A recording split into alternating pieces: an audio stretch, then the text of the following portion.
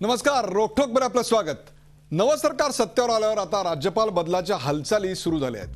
काही राज्याच्या राज्यपालांना केंद्रीय गृहसचिवांनी फोन करून पायउतार होण्याच्या सूचना दिल्याची माहिती आपल्या समोर येते. त्यापैकी उत्तर प्रदेशचे राज्यपाल BL जोशी यांनी आपला राजीनामा राष्ट्रपतींकडे सोपवलाय, तर इतर राज्यपालांनी मात्र राजीनामा द्यायला नकार दिलाय. राष्ट्रपतींकडून आदेश आला तरच आपण राजीनामा देऊ अशी भूमिका राज्यपालांनी घेतली आहे. तर नव्या सरकारच्या या भूमिकेवर विरोधकांनी नेहमीप्रमाणे टीका केलेली आहे. नवं सरकार आल्यानंतर राज्यपाल बदलणं योग्य आहे का? नव्या सरकारला राज्यपाल बदल नेमके कशासाठी बदलायचे? घराची सजावट बदलल्याप्रमाणे घर बदलल्यावर राज्यपाल बदलणं योग्य आहे का? काय असतो राज्यपालांना बदलण्याची प्रक्रिया जी आहे ती नेमकी काय आहे? आणि राज्यपाल हे घटनात्मक आणि अत्यंत प्रतिष्ठेचं असणारं पद आता एका राजकीय पक्षांच्या वादाचं किंवा सत्ता स्पर्धेचं प्रतीक बनलंय का? यासारख्या असंख्य प्रश्नांचा वेध घेऊया राज्यपाल बदलाचं राजकारण या खास कार्यक्रमात.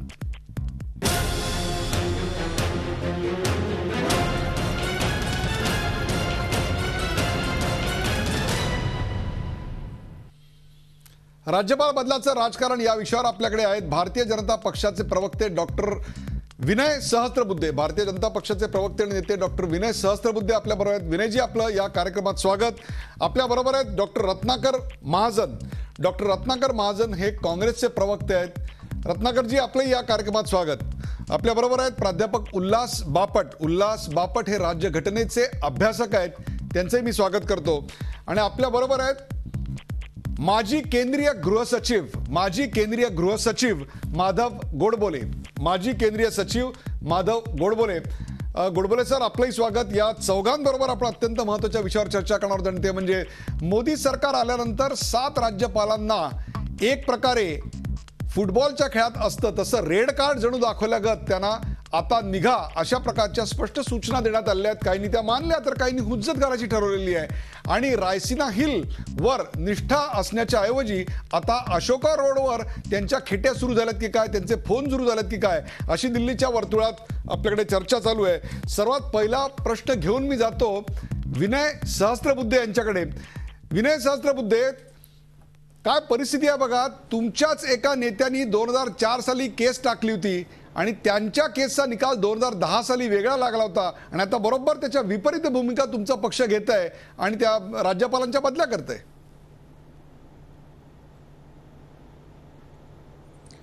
एक लक्षात घ्या की आपल्याला नुसतं 2004 पर्यंत मागे जाता येणार नाही.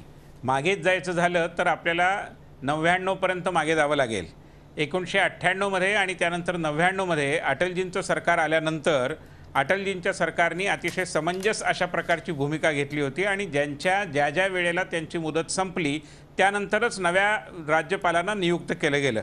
एवढंच नव्हे तर नरसिंहराव सरकारमध्ये ज्यांनी गृह खात्याचे राज्यमंत्री म्हणून काम बघितलं त्या MM जेकब यांना ते मेघालयचे राज्यपाल होते आणि त्यांना मुदतवाढ देऊन त्यांनी चांगलं काम केलं होतं. त्यांना हटवण्याचं फारसं काही कारण नव्हतं, त्यामुळे त्यांना पुढे चाल दिली. ही जी एक अतिशय स्वस्थ, निरोगी आणि संविधानाच्या सगळ्या तरतुदींचा सन्मान राखणारी अशी जी परंपरा वाजपेयी सरकारने निर्माण केली एक प्रकारे, त्या परंपरेचं उल्लंघन 2004 मध्ये काँग्रेस सरकारने केलं. आणि त्या परंपरेचं उल्लंघन होत असल्यामुळे ज्याच्यामध्ये केवळ अशा वृत्तीतून की तुमची विचारसरणी आम्हाला पोषक नाही, त्यांनी लक्षात घ्या त्यांनी राजकारणातल्या लोकांच्या बद्दलची सरसकट भूमिका न घेता जे राष्ट्रीय स्वयंसेवक संघाशी संबंधित आहे त्यांना खड्यासारखं वेचून बाजूला काढण्याची भूमिका घेतली. आणि त्यातनं आमचे विष्णुकांत शास्त्री किंवा गोव्याचे त्यावेळेचे राज्यपाल होते केदारनाथ साहनी या सगळ्या मंडळींना त्यांनी हटवलं. त्यांचा एकच गुन्हा होता की ते कधी ना कधी संघाचे स्वयंसेवक होते. आता या मंडळींना हटवल्यानंतर BP सिंघल नावाचे एक नेते होते, ते कोर्टामध्ये गेले आणि कोर्टाने याविषयी सविस्तर अशा प्रकारचं एक रुलिंग दिलं आहे, ते आपल्याला सगळ्यांना माहिती आहे. आता सुप्रीम कोर्टाचा हा जो निवाडा आहे तो एवढंच सांगतो की केवळ सरकार बदललं म्हणून राज्यपालांना हटवणं हे योग्य नाही. राज्यपालांना स्वाभाविक आहे की राज्यपाल हा जोपर्यंत राष्ट्राध्यक्षांची म्हणजे राष्ट्रपतींची मर्जी आहे till he enjoys the pleasure of the president तोपर्यंत राहू शकतो. आणि president can withdraw the pleasure हे देखील कायद्याला मंजूर आहे. परंतु एवढंच त्यांनी म्हटलं की हे आर्बिट्ररीली मनात आलं म्हणून करू नका, त्याची काहीतरी कारणं द्या. आता कारणं दिली जातील, म्हणजे कारणं देणं योग्य आणि तशी कारणं दिली जातील. परंतु त्याचबरोबर या सरकारने एक भूमिका घेतली की सत्ता बदल झालेला आहे, काही जणांच्या बाबतीत चौकशी आहे, CBIची चौकशी आहे. आपल्याला माहिती आहे राज्यपालांची नावं MK नारायणन त्याच्यामध्ये आहेत, शीला दीक्षितांच्या बाबतीतले भ्रष्टाचाराचे आरोप आपल्याला माहिती आहे. अशा काही निवडक राज्यपालांना कारणं न देता, कारण कारणं देणं म्हणजे त्या संबंध प्रश्नाची चिकित्सा करणं, एक प्रकारे त्यांच्यावर जे काही आरोप आहेत ते जनतेच्या न्यायालयामध्ये समोरासमोर येणं, त्याच्यावर वाद प्रतिवाद होऊ शकतात. आज अशा स्थितीमध्ये एक सौजन्यपूर्वक त्यांना सांगितलं गेलं की तुम्ही आपणहून पदाचा राजीनामा दिला तर बरं होईल, कारण प्रेसिडेंटनी प्लेजर विड्रॉ करायचं ही थोडीशी अप्रिय गोष्ट आहे, पण त्याच्या आधी तुम्ही हे केलं तर बरं होईल. परंतु त्यांनी ऐकलं नाही. त्यातल्या एका राज्यपालांनी ऐकलं, बाकीच्यांच्या बाबतीत विचारविनिमय प्रक्रिया सुरू आहे. यात कुठलाही अस्पृश्यतेचा मुद्दा नाही. खुद्द पंतप्रधान नरेंद्र मोदी हे अनेक राज्यपालांना भेटलेले आहेत. राजस्थानच्या राज्यपाल मार्गारेट आल्वा त्यांना अलीकडे भेटून गेल्या आणि त्यामुळे नरेंद्र मोदी सरकारची याबद्दलची भूमिका कुठल्याही प्रकारच्या राजकीय अस्पृश्यतेची नाही. ती केवळ एक पद्धत जी आहे त्या पद्धतीचं पालन करताना न्यायालयाचा जो आदेश आहे तो आम्हाला मान्यच आहे. उद्या वेळ आली तर कारणं दिलीच जातील, पण कारणं देणं म्हणजे या सगळ्या प्रकाराची एक व्यापक प्रकारची जनतेसमोर उघड चिकित्सा करणं आहे, जे त्या व्यक्तीच्या दृष्टीने बहुधा टळणं बरं आहे. आणि म्हणून त्या व्यक्तीचा सन्मान राखण्याच्या भावनेतून या प्रकारची भूमिका घेतली गेली आणि त्यांना सुचवलं गेलं. आता ते सुचवलं गेलं, काही जणांनी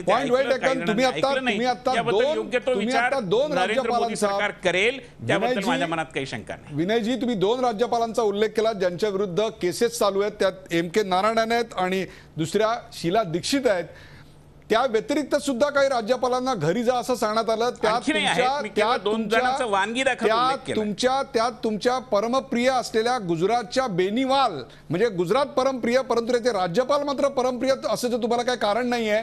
याविषयी मत निश्चितच मी डॉक्टर रत्नाकर महाजन यांचं जाणून घेणार आहे की बेनीवाल यांना हटवल्या मागचं किंवा त्यांना जा असं सांगण्यामागचं नेमकं राजकारण काय, त्याच्यावर मी नंतर येतो. परंतु मी माधवराव गोडबोलेंकडे जातोय.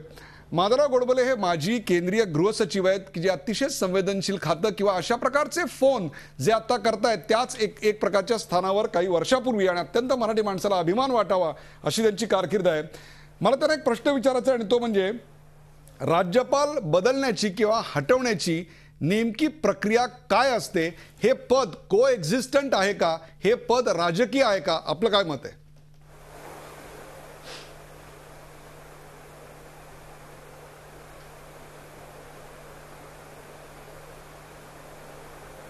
राज्यघटनेप्रमाणे हे पद राजकीय नाही, परंतु गेल्या 60 वर्षामध्ये आम्ही हे पद पूर्णपणे राजकीय करून टाकलं आहे.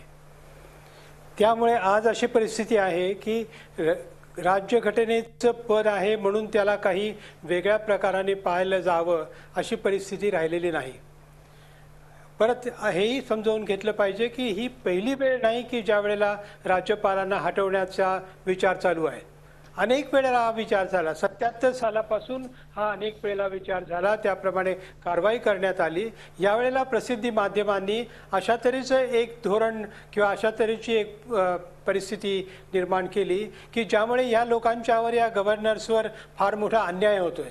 मला असं वाटतं हा अजिबात अन्याय होत नाही, कारण ही घटनात्मक पदावर असलेली मंडळी आहेत. त्यांना ज्या वेळेला सरकार बदलेल त्यावेळेला त्यांनी स्वतःहून जाण्याची तयारी ठेवली पाहिजे. मी तर असं म्हणेन की सगळेच्या सगळे राज्यपाल बदलून टाकले पाहिजेत, कारण देशातलं सगळं वातावरण बदललेलं आहे आणि नवीन राज्य सरकारला, नवीन केंद्र सरकारला आपले स्वतःचे नॉमिनी त्या ठिकाणी नेमण्याचा अधिकार असावा.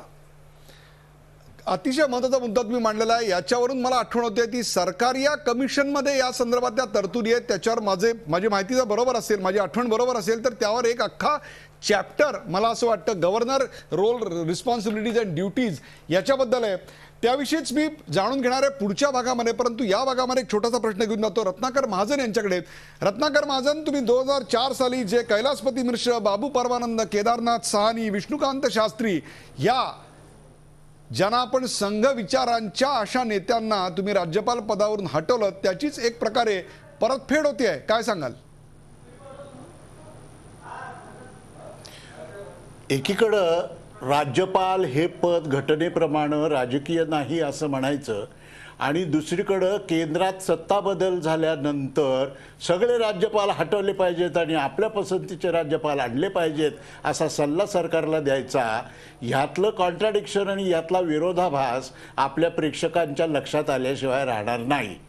खरं तर असं आहे की मुळात राज्यपाल हा राज्याचा घटनाप्रमुख जरी असला तरी त्यांची प्रत्यक्षातली नियुक्ती ही राजकीय दृष्टिकोनातून होते, कारण सरकार हे राजकीय पक्षांचं बनलेलं असतं म्हणून तशी प्रथा आहे, हे खरं आहे. पण याच्यामध्ये गुणात्मक फरक झाला 2010 साली, ज्याचा उल्लेख आपण केलात. BP सिंगल यांच्या 2004 सालच्या PIL वर निर्णय देताना सुप्रीम कोर्टाने जे सांगितलं त्यामुळं आता परिस्थितीत फरक पडलेला आहे. आपण किती उच्च पातळीचे नैतिक वर्तन करतो हे सांगत असताना ज्यांच्यावर केसेस आहेत, खरं म्हणजे केसेस नाहीत, त्यांची इन्क्वायरी चालू आहे. इन्क्वायरी चालू असणं आणि केसेस असणं या कायद्याच्या दृष्टीने दोन वेगळ्या गोष्टी आहेत. हे कायद्या आणि एकूणच सर्व विषयात सर्वज्ञ असणाऱ्या मंडळींना मी सांगायचं काही कारण नाही. त्यांची इन्क्वायरी चालू आहे. पण ठीक आहे, ज्यांची इन्क्वायरी चालू नाही त्यांचं काय? शंकर नारायण यांचं काय? बेनीवाल यांचं काय? बेनीवालशी तर गेली 10 वर्ष उभा दावा मांडलेले मुख्यमंत्री हे आता पंतप्रधान झालेले आहेत. ह्याच्यातच त्याचं उत्तर येतं. म्हणजे फक्त लोकपाल नियुक्ती करायची का नाही आणि ती कशी करायची, त्याचा कायदा कसा असावा, याबद्दल 10 वर्ष तब्बल आपल्या राज्याच्या राज्यपालांची उघड कन्फ्रंटेशन करणारे आणि शेवटी जो नेमला गेला तो पसंत नाही म्हणून कायद्यात बदल करून त्यांच्या वयाची अट सुद्धा बदलून टाकली. म्हणजे हा माणूस नको, काय वाटेल ते झालं तरी. अशा पद्धतीचं ज्यांचं वर्तन होतं तेच आता पंतप्रधान आहेत. याच्यापेक्षा दुसरं याचं एक्सप्लेनेशन काय असणार? एक प्रकारे गुजरात ही भयाळती जखम आहे तुमच्याकरता आणि ती एक प्रकारे परमप्रिय अशा प्रकारची गोष्ट आहे भारतीय जनता पक्षाकरता. परंतु त्यांचं राज्यपाल पद ही इतकी रस्सी खिचीची गोष्ट व्हायचं नेमकं कारण काय? उल्हास बापट आपल्या बरोबर आहेत. उल्हास बापट, एक घटनात्मक पद आहे, ते प्रतिष्ठेचं पद आहे. एकीकडे असं एक मत आहे की सरकार बदलल्यानंतर त्यांनी आपोआप राजीनामा दिला पाहिजे. त्या अपॉइंटमेंट राजकीय नसल्या तरी त्या राजकीय असल्यागतच आपण त्यांना आतापर्यंत ट्रीटमेंट दिली, ही वस्तुस्थिती आहे. या संदर्भात आपला घटनेचा अभ्यासक म्हणून अभ्यास काय सांगतो?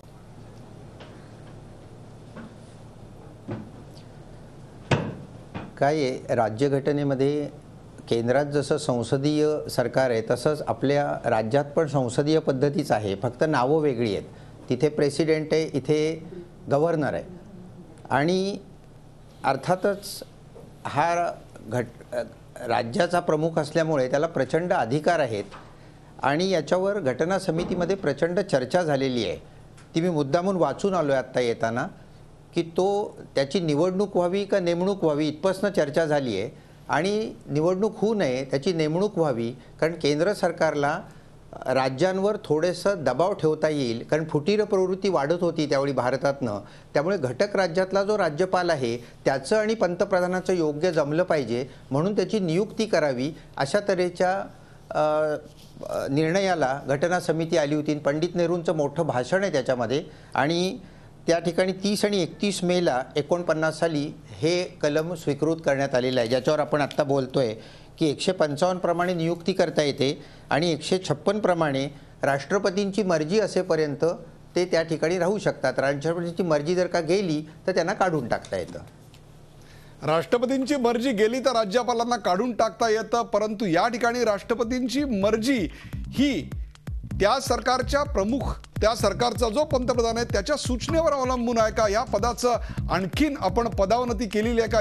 माधवराव गोडबोले, ज्या 7 राज्यपालांनी जावं अशा प्रकारचे त्यांना फोन आलेले आहेत, नॉर्मली संकेत काय असतो? याच्यात औचित्याचा भाग कसा आहे की सरकार बदलल्यानंतर त्यांनी राजीनामा दिला पाहिजे, ही तुमची सूचना आहे. त्याच्यावर मी नंतर शेवटी कार्यक्रमाचा शेवट करताना त्यावर दोघांची, भारतीय जनता पक्ष आणि काँग्रेसचं मत घेणार आहे. परंतु त्याची प्रक्रिया काय असते? गृहसचिवांनी फोन करून तशा प्रकारे राजीनामे दिले जातात का राष्ट्रपतींनीच फोन करावा लागतो अथवा पत्र द्यावं लागतं की तुम्ही आता जा म्हणून? नेमका इतिहास काय सांगतो?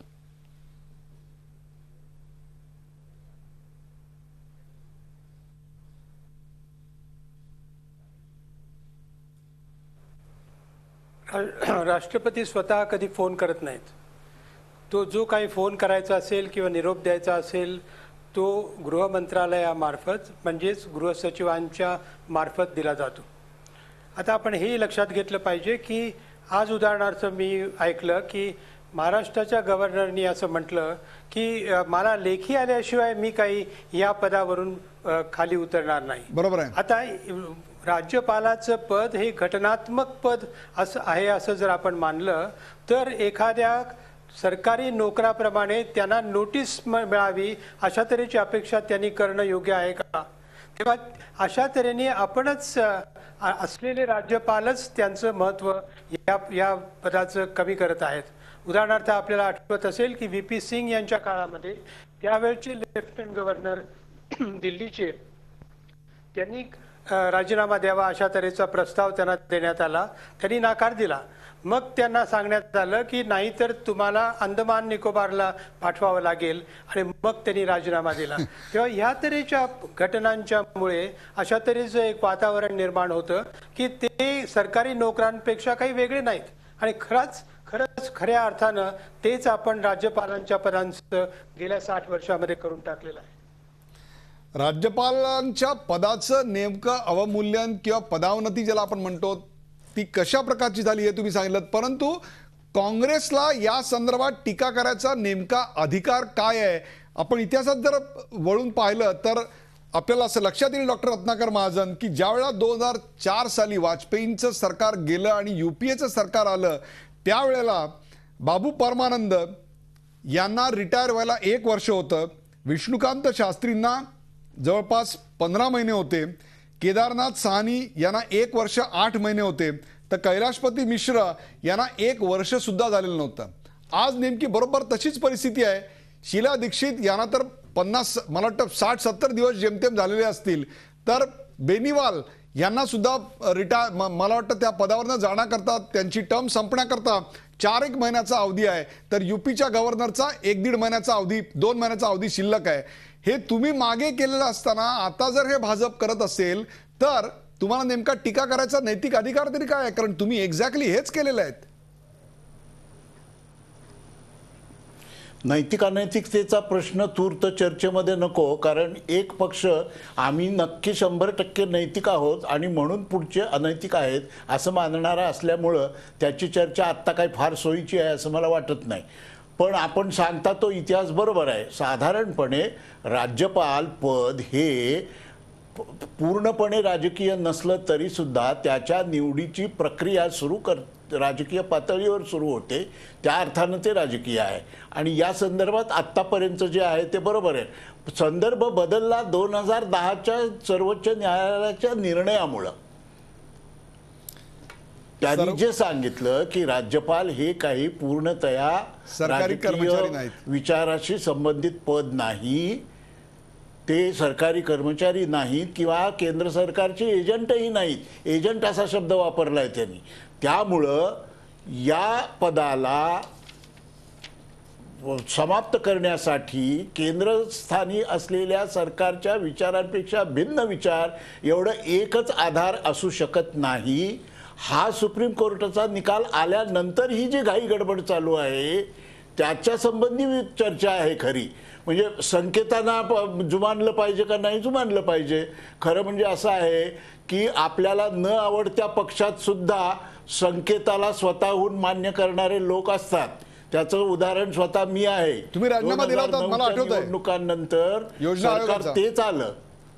तुम्ही नियोजन मंडळाचा राजीनामा दिला तर माझं माहिती बरोबर असेल तर तरी सुद्धा नवे मुख्यमंत्री तरी सुद्धा ते मुख्यमंत्री आमचेच आले तरी सुद्धा नव्या मुख्यमंत्र्यांना स्वातंत्र्य पाहिजे म्हणून मी राज्य नियोजन आयोगाच्या अध्यक्षपदाचा राजीनामा दिलेला होता. तेव्हा आपल्याला न आवडत्या पक्षात सुद्धा आपले असे संकेत पाळणारी माणसं पण आपल्याला न आवडणारी असू शकतात, हे पहिल्यांदा लक्षात घेतलं पाहिजे. विनय सहस्त्रबुद्धे, एकीकडे काँग्रेसने 2004 साली केलं तेच आता तुम्ही विशेषतः गुजरातच्या बेनीवाल यांच्या बाबतीत करताय, ज्यांना त्यांच्या पदाची टर्म संपायला अवघ्या काही दिवसांचा अवधी शिल्लक असताना सुद्धा एक प्रकारे गुजरातमध्ये जे गुजरातच्या त्यावेळच्या तत्कालीन मुख्यमंत्र्यांचे जे आता प्रधानमंत्री आहेत त्यांचे आणि त्यांचे संबंध जे तणावग्रस्त होते त्याचं कुठेतरी प्रतिबिंब आता त्यांच्या हटवण्याच्या मागे आपल्याला दिसतंय. काय सांगाल? आणि मला असं वाटतं की यातली बरीचशी माहिती ही हिअरसेसच्या आधारावर आहे. प्रत्यक्षात अशा प्रकारे बेनीवाल यांच्यापर्यंत संपर्क होऊन त्यांना मार्चिंग ऑर्डर्स मिळाल्या आहेत, त्यांना राजीनामा देण्याकरता सांगितलेलं आहे, अशा प्रकारची कोणतीही वास्तविक आणि वस्तुनिष्ठ अशी माहिती उपलब्ध नाही. आज या ठिकाणी जसं सांगितलं गेलं व गृहसचिवांनी फोन केला असं शंकर नारायणन म्हणाले, असं काही बेनीवाल म्हणाल्याचं कमीत कमी आत्तापर्यंत वर्तमानपत्रात आलेलं नाही. पडद्याआड काही घडू शकलं असेल किंवा अनौपचारिक पद्धतीने काही सुचवलं गेलं असू शकेल, परंतु तशी माहिती उपलब्ध नाही आणि त्यामुळे ऐकीव माहितीवर अशा प्रकारची चर्चा पुढे घेऊन जाण्याची काही गरज आहे असं मला वाटत नाही. मुद्दा त्याच्यामध्ये हा आहे, सुप्रीम कोर्टाचा निवाडा आहेच आणि त्या निवाड्यामध्ये कार्यपद्धती घालून दिलेली आहे, ती कार्यपद्धतीच पाळायची असं ठरलं तर ती पाळली जाईल. पण यामध्ये राज्यपाल पदाची एक प्रकारे अवहेलना होते, कारण राज्यपालांना अशा प्रकारे नोटीस देऊन त्यांना कारणं सांगून त्यांना तुम्ही जा असं म्हणणं यापेक्षा त्यांना जरा सभ्यतेने आता सरकार बदललेलं आहे आणि तुम्ही न राहणं चांगलं आणि तुम्ही गेलात तर बरं होईल असं सांगितलं तर त्या पदाची देखील गरिमा राहते, त्याचा सन्मान राहतो. सरकार बदललेलं आहे, शेवटी ही पॉलिटिकल अपॉइंटमेंट आहे, जनादेश मिळालेला आहे आणि त्या जनादेशाचा देखील सन्मान राखला जातो. हा परस्पर समजुतीचा विषय आहे. आता ज्यांना कोणाला ते समजुतीचंच वावडं असेल त्यांच्या बाबतीत आपण काय बोलणार. आणि आत्ता रत्नाकरजी असं म्हणाले की आपल्याला न आवडणाऱ्या पक्षात सुद्धा चांगली माणसं आहेत. मला असं वाटतं की आम्ही तर नेहमीच हे मानत आलेलो आहे. स्वतः नरेंद्र मोदी म्हणालेत की आम्ही काही कोणाला शत्रू मानत नाही, विरोधक असणं वेगळं आणि शत्रू असणं वेगळं, आम्ही कोणालाही शत्रू मानत नाही, सगळ्यांना बरोबर घेऊन सरकार चालवायचं ही आमची भूमिका आहे. ही भूमिका काँग्रेसकडे नाही आहे, हा प्रश्न आहे. यांनी ज्या प्रकारे राज्यपालांना ट्रीटमेंट दिली, ज्या प्रकारे त्यांना घरी जायला सांगितलं, का तर त्यांनी संघाचं काम केलं होतं म्हणून याच्यामधला जो राजकीय अस्पृश्यतेचा भाग आहे तो त्यांनी जरा मला असं वाटतं की आठवून बघावा. त्यामुळे इथे मुद्दा तो नाही आहे, इथे मुद्दा राजकीय जनादेश जो मिळालेला आहे त्या जनादेशाचा सन्मान राखणं आहे. उद्या जर सरकारला असं करावंसं वाटलं की हे ऐकत नाही आहेत तर सरकार ज्या प्रकारची कारणं द्यायची आणि सुप्रीम कोर्टाच्या निवाड्याचा जो सन्मान राखायचा तो राखेलच. तो उपाय आहेच, परंतु तो अंतिम उपाय आहे. तिथपर्यंत कशाला जायचं आपण. त्याच्या आधीच समजुतीने जर राजीनामे दिले गेले तर बरं. अशा प्रकारची भूमिका असणं मला असं वाटतं की राजकीय परिपक्वतेचं लक्षण आहे आणि त्या दृष्टीने ही भूमिका घेतली गेलेली आहे. मला असं वाटतं की ते आपण समजून घेतलं पाहिजे. गोडी गुलाबीने प्रकरण मिटलं तर ठीक, अन्यथा आम्ही आमच्या मार्गाने जाऊ,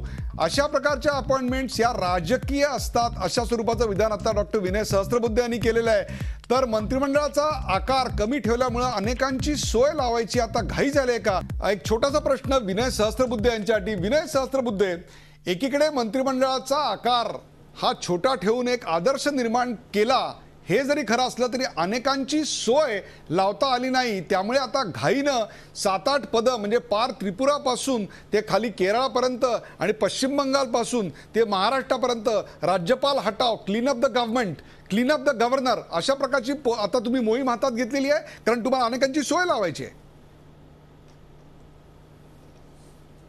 एक लक्षात घ्या की मंत्रिमंडळाचा आकार लहान आहे ते पक्षाचं किंवा नरेंद्र मोदी सरकारचं पहिल्यापासून घोषित झालेलं धोरण आहे आणि त्यामुळे ज्यांना नरेंद्र मोदींच्या मिनिमम गव्हर्नमेंट मॅक्सिमम गव्हर्नन्स या सूत्राची कल्पना आहे त्यांना याबद्दल आश्चर्य वाटण्याचं काही कारण नाही. तो पार्टीने स्वीकारलेला सिद्धांत आहे. आता प्रश्न असा आहे की ज्यांना मंत्रिमंडळात घेता आलं नाही ते राज्यपाल कसे होतील, कारण ते संसद सदस्य आहेत, त्यांची आकांक्षा मंत्रिमंडळात जाण्याची आहे. राज्यपाल जनरली संसदेमध्ये नसलेला आणि सामान्यपणे निवृत्तीपंथाला लागलेला असा जो काही माणूस आहे, अशी जी व्यक्ती आहे, असा जो राजकारणी आहे, त्याची राज्यपाल पदासाठी निवड होते किंवा माजी सनदी अधिकारी, माजी न्यायमूर्ती अशा काही लोकांची होते. त्यामुळे ज्यांची मंत्रिमंडळात जाण्याची आकांक्षा आहे त्यांना राज्यपाल पद हा पर्याय म्हणून आकर्षक अशा प्रकारचं गंतव्यस्थान वाटण्याची शक्यता अजिबातच नाही. त्यामुळे ही तुलना किंवा अशा प्रकारचं काहीतरी आहे की काय हा प्रश्नच मुळात गैरलागू आहे.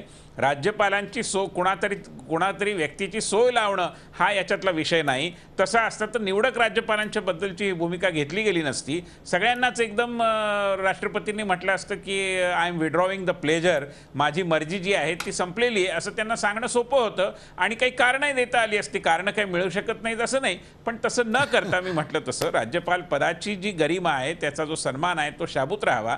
त्या व्यक्तीचंही सगळं जे काही आहे ते बाहेर यावं एकदम अशी आवश्यकता नाही. त्याची काही न्यायालयीन लढायची ती तो लढेल, परंतु सीबीआयच्या मार्फत होत असलेली चौकशी, गोव्याच्या राज्यपालांची चौकशी होते, शीला दीक्षितांबद्दल आणि दीक्षितबाईंची अपॉइंटमेंट कशी झाली हेही आपण जाणता की निवडणुकीची आचारसंहिता लागू होण्याच्या आधी 4 तास शीला दीक्षित यांचा शपथविधी केला गेला.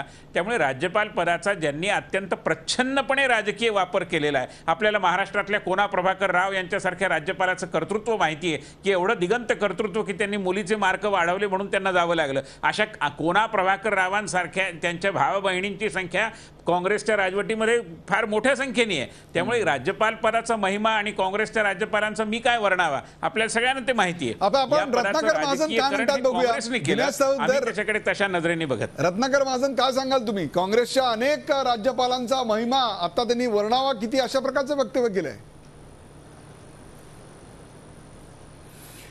त्यांच्या अमर्याद सरस्वती प्रवाहाला अशा मर्यादा पडाव्यात याचं मला आश्चर्य वाटतं.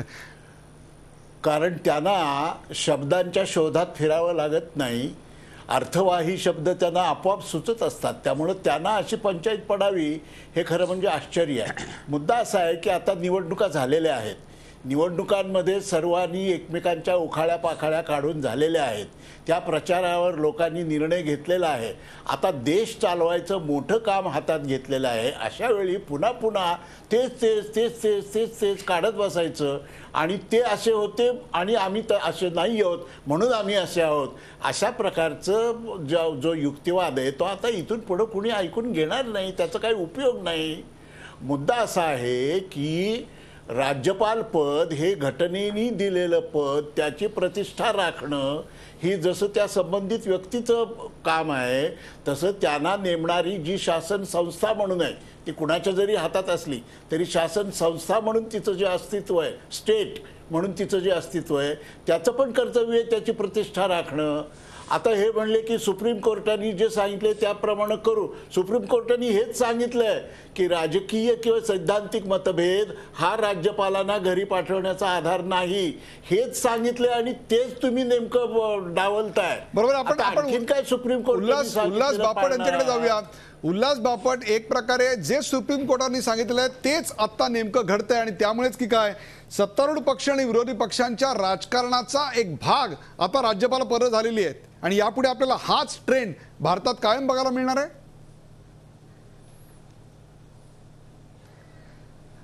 काय आहे, सुप्रीम कोर्टातली ही जी केस आहे ती गव्हर्नरच्या बाजूनी सोली सोराबजी यांनी लढवली होती.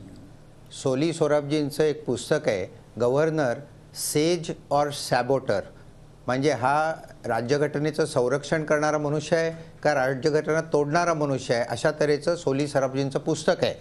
आता थोडंसं राजकारणाच्या बाहेर जाऊन घटनेकडे येऊया की राष्ट्रपतींची मर्जी याचा अर्थ पंतप्रधानांची मर्जी. कारण 74व्या कलमाखाली पंतप्रधान सांगतील त्याप्रमाणेच राष्ट्रपतींना वागावं लागतं आणि त्यामुळे जसं मंत्री आपल्याला नको असेल एखादा तर त्याला पंतप्रधानांना काढून टाकता येतं, तो वेव्हलेंगचा भाग आहे. अटॉर्नी जनरल नको असेल तर काढून टाकता येतो. तसंच राज्यपालसुद्धा पंतप्रधानांना नको असेल तर तो काढून टाकता येतो. इतकं सरळ राज्यघटनेचं म्हणणं आहे. आता सुप्रीम कोर्टाने जे सगळं म्हटलं आहे त्याच्यात त्यांनी क्लिअर केलं आहे की राज्यपालांना फोनवर सुद्धा सांगता येईल की तुम्ही जागा सोडा किंवा त्यांची कारणं ऐकून घेतली नाहीत तरी चालतात वगैरे वगैरे. पण त्यांनी असं म्हटलं आहे की हे मॅलाफायडिस किंवा आर्बिट्ररी नसावं, म्हणजे तुमची विचारप्रणाली जुळत नाही किंवा केंद्रात दुसरं सरकार आलं म्हणून बदली काढता येणार नाही असं त्यांनी म्हटलं आहे. माझा सुप्रीम कोर्टाला एक प्रश्न आहे की हा आधी मुळात सुप्रीम कोर्टाचा प्रश्न आहे का, हा राजकीय प्रश्न आहे. अगदी विचारप्रणाली पटत नाही म्हणून जरी काढून टाकलं तरी तिथे नेमणूक कोण, सुप्रीम कोर्ट पुन्हा राज्यपालांची नेमणूक करणार आहे का, हा राष्ट्रपतींचा on the advice of the prime minister याच्या बरोबर काहीसा विरोधी वाटणारा असा सूर मगाशी साधार आपल्याला माधवराव गोडबोले यांनी व्यक्त केला होता. माधवराव गोडबोले काय म्हणाल की एकीकडे अशी बाजू आहे की सुप्रीम कोर्ट काही त्यांची अपॉइंटमेंट करत नाहीये, त्यामुळे अशा प्रकारचं विधान करून आपण दिशाभूल करतोय एक प्रकारे.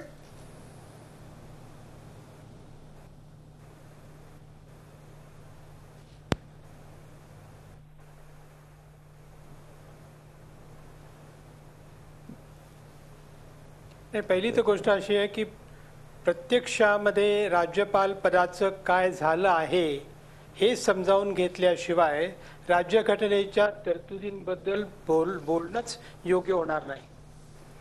आपण असं बघितलं आजपर्यंत की कुठलाही पक्ष मग तो अधिकारावर असो, BJP असो, काँग्रेस असो युनायटेड फ्रंट असो, त्या सगळ्यांनी आपापले पितू त्या त्या ठिकाणी गव्हर्नर म्हणून नेमले. त्याच्यामध्ये काहीही फरक झाला नाही. 20-25 वर्ष झाली सरकारी कमिशन, सरकारी आयोगाच्या रेकमेंडेशन आलेला, आणि त्यांनी 2 महत्त्वाच्या गोष्टी सांगितल्या होत्या. एक, राजकारणी मंडळींना याच्यामध्ये नेमू नका, आणि जे सक्रिय आहेत राजकारणामध्ये त्यांना तर नेमूच नका. आता ह्या ज्या 2 गाईडलाईन्स होत्या त्या कुठल्याही गव्हर्नमेंटनी पाळलेल्या नाहीत. तेव्हा कुठल्याही गव्हर्नमेंटला किंवा कुठल्याही पॉलिटिकल पार्टीला दुसऱ्याला लेक्चर देण्याचा अधिकार नाही असं मला वाटतं.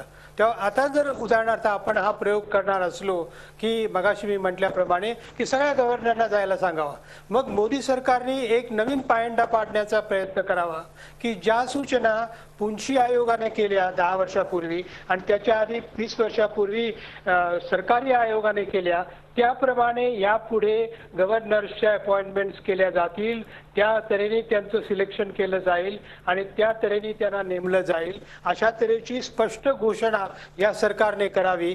ती एक अतिशय मोठी उपलब्धी या सरकारची होईल असं मला वाटतं. याच ह्याच्यामध्ये एक कुठेतरी गर्भित अर्थ असाही आहे, गर्भित सूचना अशी आहे की जेव्हा नवीन सरकार येईल तेव्हा ही सगळी व्यवस्था बदलण्याची सुद्धा घटनात्मक तरतूद आपल्याला करता येईल का, आणि सरकारी कमिशन आणि त्यापेक्षा सुद्धा तत्कालीन राष्ट्रपती APJ अब्दुल कलाम यांनी 4 राज्यपालांना हटवताना घटनेच्या ज्या कलमाचा आधार घेतला होता, या सगळ्यावर आपण बोलणार. या आधीच्या भागामध्ये माधवरावांनी एक अतिशय महत्त्वाची सूचना केली, ती म्हणजे दोन्ही पद जी आहेत, जेव्हा नवीन सरकार येतं त्यावेळेला जी घटनेनं त्याबरोबर दिलेली जी सगळी पदं आहेत, मग त्यात राज्यपाल असतील, इतर अनेक आयोगांचे अध्यक्ष असतील, यांनी सुद्धा राजीनामे दिले पाहिजेत अशा स्वरूपाचं मत त्यांनी व्यक्त केलं. आणि या विषयावरच मी चर्चा करणार आहे. या भागामध्ये या सगळ्यामध्ये सर्वात महत्त्वाचा रोल असणार आहे तो असणार आहे राष्ट्रपतींचा. आणि हाच प्रश्न घेऊन मी जातोय उल्हास बापट यांच्याकडे. उल्हास बापट, आर्टिकल 156(1) नुसार त्यावेळचे राष्ट्रपती APJ अब्दुल कलाम यांनी 4 राज्यपालांना हटवताना आदेश दिलेला होता. यावेळी सुद्धा आपल्याला तशी वेळ जर आली तर आत्ताचे राष्ट्रपती यांचा रोल या बाबतीतला किती महत्त्वाचा असेल असं वाटतं आपल्याला? नाही, एक आधी क्लिअर करूया की राष्ट्रपतींचा रोल तुम्ही जो म्हणताय तो पंतप्रधानांचा रोल आहे. 74 कलमाखाली असं स्वच्छ म्हटलेलं आहे की there shall be a council of ministers with the prime minister at the head to aid and advise the president and he shall act accordingly. तेव्हा राष्ट्रपतींच्या हातात यातलं काही नाही. एकदा फक्त तो सल्ला परत पुनर्विचाराकरता पाठवू शकतात. तोच सल्ला पुन्हा दिला तर तो बंधनकारक होतो, आणि तो मग त्यांनी ऐकला नाही तर तो व्हायोलेशन ऑफ द कॉन्स्टिट्यूशन होईल आणि 61 कलमाखाली त्यांचं महाभियोग होऊ शकतो. तेव्हा राष्ट्रपतींच्या हातात यातलं काही नाही, मोदींच्या हातात सगळं आहे. मोदींच्या हातात सगळं आहे. यावेळेला तुमच्याकडे एक प्रकारचं प्रचंड मोठं असं बहुमत आहे. विनय सहस्त्रबुद्धे, आपण यावेळी जी आता सूचना आलेली आहे की एक प्रकारे सरकार बदलल्यानंतर अशा प्रकारची पदं सुद्धा ताबडतोब आपल्याला राजीनामा दिली पाहिजे, अशी घटनात्मक तरतूद करता येईल का, त्याविषयी आपल्या पक्षाचं काय मत आहे? सरकारी आयोगाचा त्याला आधार आहे, त्याच्यावर मुन्शी आयोग, अशा अनेक प्रकारच्या गोष्टी आता आपल्याला माधवरावांनी सांगितलेल्या आहेत. असं आहे की सरकारी आयोगाचा जिथपर्यंत प्रश्न आहे, हा आयोग खूप जुना आहे आणि त्याच्यावर सहमती निर्माण करण्याचे काही प्रयत्न झाले पण ते यशस्वी झाले नाहीत. आता अशा पद्धतीच्या आयोगाच्या अहवालावर जो बऱ्यापैकी जुनाच झालेला आहे, पुन्हा एकदा नव्याने सहमती निर्माण करणं किंवा त्या आयोगाची नव्या संदर्भामध्ये पुन्हा एकदा चिकित्सा करणं हे आवश्यक आहे. आत्ताच हे सरकार सत्तेवर आले, काळानंतर आपल्याला लक्षात येईल की या पद्धतीची यांची भूमिका कशा पद्धतीने ही पुढे जाऊ शकतात. पण या ठिकाणी मुद्दा आहे तो मला असं वाटतं की थोडासा वेगळा आहे. म्हणजे अशा प्रकारची ड्रास्टिक सूचना आपण कधी चर्चेला घेऊ शकतो, त्याची चर्चा निश्चितपणे झाली पाहिजे. पण ज्या सामान्य गोष्टी आहेत की राज्यपाल पदाचं राजकीयकरण होऊ नये, सभापती पदाचं राजकीयकरण होऊ नये, आपल्याला असं लक्षात येतं. आता हे काँग्रेसच्या प्रवक्त्यांना आवडणार नाही, कारण त्यांना हे पुन्हा मी ओणंदुणं काढतोय असं वाटेल, पण माझी तशी भूमिका नाही. परंतु इतिहासात हे डोकावून पाहावं लागणारच. राज्यशास्त्राच्या विद्यार्थ्याला हे करावंच लागेल. इतिहासापासूनच आपण शिकतो. आपल्याला लक्षात घ्या की राज्यपालांनी पुन्हा राजकारणात येऊ नये हा साधा संकेत आहे. आपण सुशील कुमार शिंदेंचं काय झालं पाहतो की ते मुख्यमंत्री होते, मग राज्यपाल झाले, मग गृहमंत्री झाले देशाचे. त्यामुळे अशा प्रकारे राज्यपाल पदाची जी एक खिलवाड होते त्याच्याशी जे एक खेळण्याची पद्धत आहे. सभापती पदाचं घ्या, इंदिरा गांधींच्या काळामध्ये बलराम जाखर हे सभापती होते, नंतर त्यांना एकाएकी मंत्रिमंडळात घेतलं गेलं. त्यामुळे अशा प्रकारे सभापतीपद, राज्यपालपद अशी जी संवैधानिक पदं आहेत त्या पदांच्या बद्दलचे काही संकेत निर्माण केले पाहिजेत, काही प्रथा पद्धती सांभाळल्या पाहिजेत. एकदा राजकारणापासून बाजूला जाऊन संवैधानिक पदावर जी व्यक्ती आरूढ होते तिने पुन्हा राजकारणामध्ये शिंग मोडून घुसावं अशा प्रकारची जी कल्पना काही जणांनी राबवून दाखवली. मला असं वाटतं की ती निश्चितपणे त्याच जे आहे. काय मत आहे पाहूया. डॉक्टर रत्नाकर महाजन काय सांगाल? आपण सुरुवातीला सांगितल्याप्रमाणे सरकारी या आयोगाच्या अहवालामध्ये राज्यपालांची भूमिका या नावाचं एक स्वतंत्र प्रकरण आहे. त्याच्यामध्ये त्यांनी जे सांगितलेलं आहे त्यातला एक निकष असा आहे की राज्यपाल म्हणून नेमणारी व्यक्ती नजीकच्या भूतकाळात राजकीय पक्षाची कार्यकर्ता असता कामा नये. नजीकचा भूतकाळ याचा अर्थ नेमणूक होण्यापूर्वी 2 वर्षापर्यंत ते कुठल्याही राजकीय पक्षात सहभागी असता कामा नयेत असा तो निकष आहे. राजकारण्यांना गव्हर्नर करू नका असं सरकारी आयोगाने सांगितलेलं नाही, गैरसमज नसावा म्हणून हे स्पष्टीकरण. आता गव्हर्नरला पुन्हा राजकारणात आणू नका एवढं तर तुम्ही सांभाळा. मला बोलू दिलं तर बरं होईल. नाही, माझं पूर्ण करू दिलं तर बरं होईल. बोला असेल तर बोला. नाही, त्यांची कृपा असेल तर विचारा. Within his pleasure I will speak. बोला. मुद्दा असा की 2 वर्ष आधीपर्यंत राजकीय पक्षाचे ते सदस्य असता कामा नयेत एवढंच सरकारी आयोगाने म्हटलेलं आहे. आता काल गव्हर्नर होते, आज मुख्यमंत्री झाले, उद्या पुन्हा सभापती झाले, अशा गोष्टी घडत असतात, घटना घडत असतात. हे खरंच आहे, तो इतिहासच आहे, तो नाकारण्यात काय अर्थ आहे.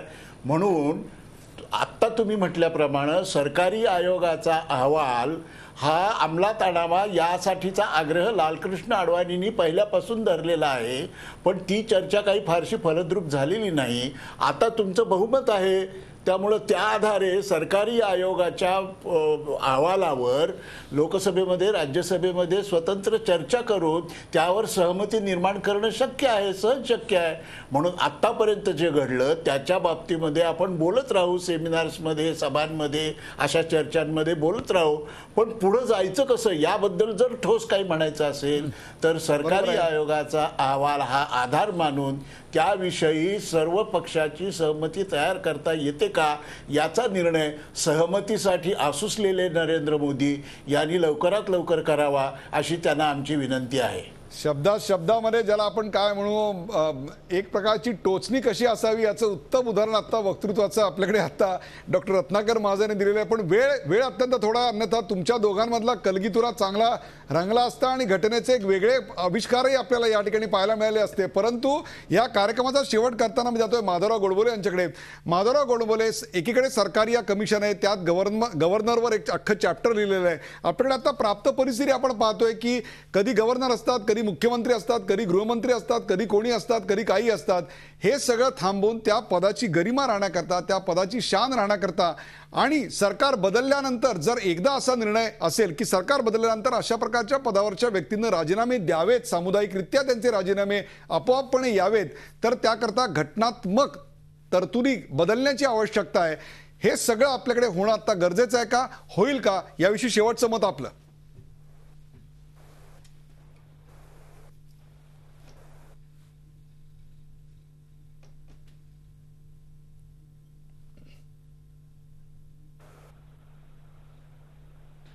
जर मनात तर ते जरूर करता येईल, पण त्याच्यासाठी राजकीय इच्छाशक्ती लागेल आणि ती कुठल्याही राजकीय पक्षामध्ये नाही हे मान्य करावं लागेल. कारण या सगळ्या प्रकरणामध्ये राजकारण्यांची सोय लावण्याचा जो एक महत्वाचा प्रकार आपल्याला दिसून येतो तो यानंतर बंद होईल आणि ते कुठल्याही राजकीय पक्षाला मान्य होण्यासारखं नाही. जरी अशा तऱ्हेच्या कार्यक्रमामध्ये आपण काहीही जरी बोललो तरी प्रत्यक्षात ते होणार नाही. उदाहरणार्थ, जेव्हा सरकारी या कमिशनच्या आयोगाबद्दलची चर्चा कमीत कमी 5 ते 6 मुख्यमंत्र्यांच्या बैठकीमध्ये मी हजर असताना झाली आणि तरीही त्यावर एकमत होऊ शकलं नाही. आज जर तशा तऱ्हेच्या बैठका परत आयोजित केल्या तर त्यातून काही वेगळं निघेल असं मला वाटत नाही. त्यामुळे हा शेवटी राजकीय इच्छाशक्तीचा भाग आहे आणि जोपर्यंत निर्माण होत नाही तोपर्यंत या प्रश्नाची चर्चा अशीच चालू राहणार आहे. या कार्यक्रमाची वेळच खरं तर अतिशय संपत आहे. एक छोटासा मुद्दा मांडायचा आहे. उल्हास बापडे. उल्हासजी, नाही, माझं एवढंच म्हणणं आहे की घटना दुरुस्ती करणं त्याला 2/3 मेजॉरिटी लागते दोन्ही गृहांमध्ये. ते मुळात शक्य नाही, ही एक गोष्ट. आणि आपण आता 66 वर्ष लोकशाही चालवल्यानंतर प्रत्येक बारीक सारीक गोष्टीत घटना दुरुस्ती करा हा आग्रह धरणं चुकीचं आहे. प्रथा परंपरा वाढत गेल्या पाहिजेत. आणि मला व्यक्तिगत असं वाटतं की नवीन सरकार आलं की आधीच्या सगळ्या राज्यपालांनी राजीनामे द्यावे. हे तर मी आघाडीतच ऐकतोय आज माधवराव गोडबोलेंकडनं. माझं स्वतःचं असं मत आहे की ज्यांच्याशी आता मंत्र्याशी एखाद्या पटत नाही त्याला काढून टाकलं, अटर्नी जनरलशी पटत नाही त्याला काढून टाकलं. तसं जे राज्यपाल नॉन कम्पॅटिबल आहेत, अनकम्पॅटिबल आहेत, त्यांना काढून टाकणं हे पंतप्रधानांच्या हातात असू शकतं. आणि त्यामुळे मला असं वाटतं, मी कुठल्याही राजकारणात जात नाही, मी कुठल्या पक्षाचा पण नाही, पण राजनाथ सिंग जे म्हणाले की त्यांनी राजीनामा देणं, मी त्यांच्या जागी असतो तर राजीनामा दिला असता, हे मला योग्य वाटतं की जे 4-5 नको आहेत गव्हर्नर त्यांनी राजीनामा देऊन बाहेर पडावं. आणि ही प्रथा आता पाडावी आपण लोकशाहीमध्ये. लोकशाही चालते ती त्या घटनात्मक तरतुदीतून आणि त्याहीपेक्षा काही संकेतातून, औचित्यातून आणि त्याहीपेक्षा सुद्धा ती मानणाऱ्या माणसांच्या उंचीमधून. माणसांची उंची ही अशाच प्रकरणातलं दिसत असते. आपल्याला जा असं सांगायला लागेपर्यंत आपण त्या पदाला चिकटून राहणं अथवा एखाद्याला सूडबुद्धीने तुला जावंच लागेल असं सांगणं, हे दोन्ही आदर्श या लोकशाहीसाठी आदर्शवत हे निश्चितच नाहीत. या प्रकरणात तरी किमान घटनेच्या मूलभूत अशा तत्वांचा आदर राखला जाईल अशी अपेक्षा बाळगूया. या कार्यक्रमात सहभागी झाल्याबद्दल चारही मान्यवरांचे आभार. ताज्या बातम्यांसाठी पाहत राहा झी24 तास. रहा एक पाऊल पुढे.